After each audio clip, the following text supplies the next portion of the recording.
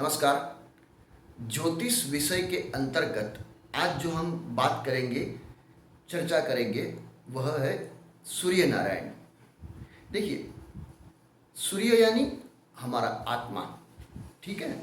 और सूर्य जो है वो ब्रह्मांड में मध्य में, केंद्र में विराजमान है। और हमारा जो पूरा ग्रह मंडल है वह सूर्य के आसपास परिक्रमा कर रहा है, जिसमें हमारी पृथ्वी भी शामिल है। अब देखिए, क्योंकि सूर्य नारायण है, उनका प्रकाश है, उनकी ऊर्जा है, तभी जाके इस हमारी पृथ्वी पर यह जीवन जो है वह संभवित है। हम वनस्पति है, पशु पंखी है, हम मनुष्य जाति है, ये सबका हमारा जो जीवन है वह सूर्य नारायण के ऊर्जा और प्रकाश के अधीन है।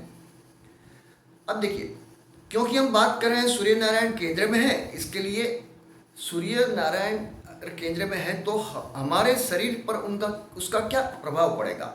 तो हमारा जो शरीर है इसमें केंद्र में क्या है, नाभि है। अब देखिए, नाभि हमारा केंद्र बिंदु है शरीर का। तो क्या होता है, जो कुंडलिनी शक्ति के जो 7 चक्र है उसमें नीचे से जो तीसरा चक्र जो है वो हमारी नाभि यानी कि मणिपुर चक्र है, बराबर है। सूर्य अग्नि तत्व है और ये क्या करता है, हमें भूख लगती है, उसका कारण यह मणिपुर चक्र में प्रभावित अग्नि तत्व है।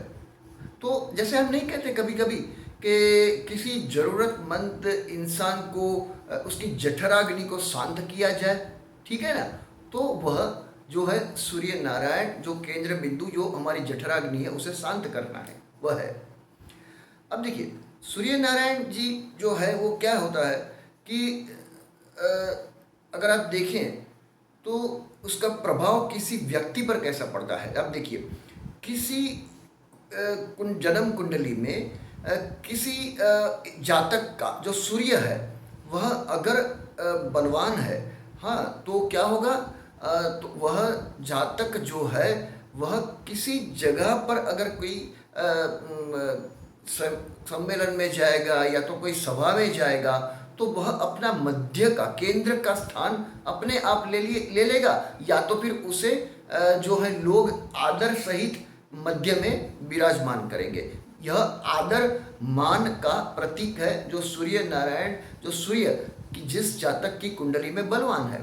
साथ साथ क्या होता है, सूर्य जो हमारी प्रकृति में है, तो अगर ऐसे प्रभावशाली जो सूर्य का प्रभुत्व ज़्यादा है जिस जन्म कुंडली में, तो वह व्यक्ति जो है वह, उसका चेहरा सामान्य तरह गोल रहेगा, उसके बाल घुंघरू या तो खड़े रहेंगे, और जैसे उम्र बढ़ती जाएगी तो जिम्मेदारियों को वो ज़्यादा लेगा और उसके बाल जो है चले जाएंगे और वह जैसे बाल्ड कहते हैं हम, वह उसमें उसकी सर के ऊपर दिखाई देगा।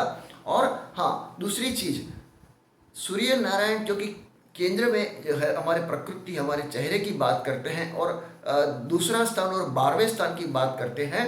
तो जिस व्यक्ति का सूर्य अगर जन्म लग्न में प्रथम स्थान में है या तो द्वितीय या 12वें स्थान में है, तो क्या होगा, उसकी जो दृष्टि है वो थोड़ी आगे चल के थोड़ी कम होती चली जाएगी, यानी कि वो स्पेक्स उसको पहनना जरूरी हो जाता है। अब हम बात करेंगे सूर्य नारायण जो हमारी जन्म कुंडली में जो है, अगर ये देखिए, ये हमारी जन्म कुंडली में पूरब दिशा है, ये है पश्चिम दिशा, यह है उत्तर दिशा और यह है दक्षिण दिशा। अब जब किसी जातक का इस पृथ्वी पर जब जन्म होता है तो पूर्व दिशा में जो राशि उदित होती है, तो वहाँ पर जो सूर्य नारायण अगर सुबह 6 से 8 तक सामान्य तौर पर किसी जातक का जन्म है तो आपको सूर्य यहाँ मिलेगा। अगर वह 12 से 2 में दोपहर को जन्म लेगा तो उस जातक का सूर्य आपको यहाँ दिखाई देगा।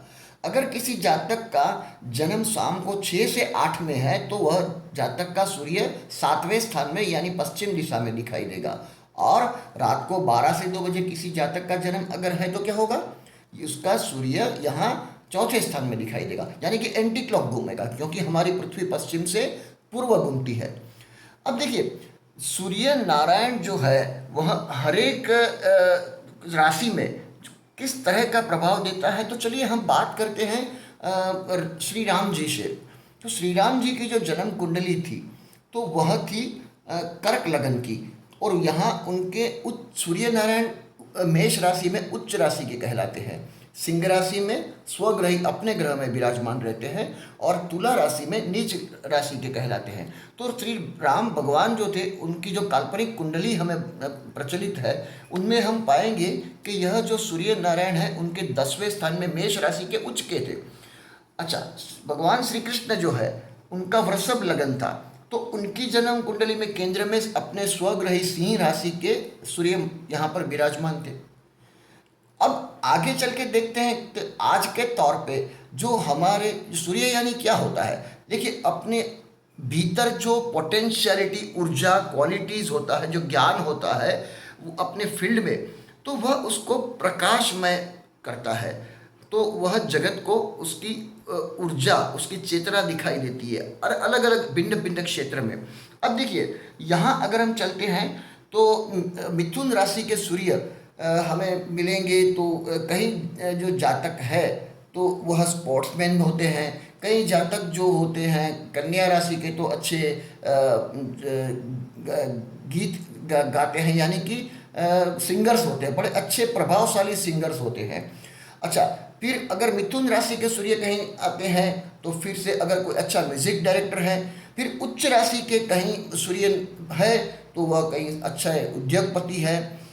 तो नीच राशि, नीच भंग राजयोग में अगर 5वें स्थान में शुक्र के साथ में किसी का सूर्य, शनि और शुक्र तुला राशि में अगर है, यानी कि नीच भंग राजयोग शुक्र के साथ में, तो क्या होगा, यह नीच भंग राजयोग में धनधान्य एकदम श्रीमंत बना देंगे। तो यह जो है वो सूर्य नारायण की अपनी अपनी अलग भूमिका है, और यह सूर्य नारायण जब भी किसी जातक में, व्यक्ति में प्रभावशाली रहते हैं तो वह जो है सूर्य अपना प्रभाव दिखलाता है।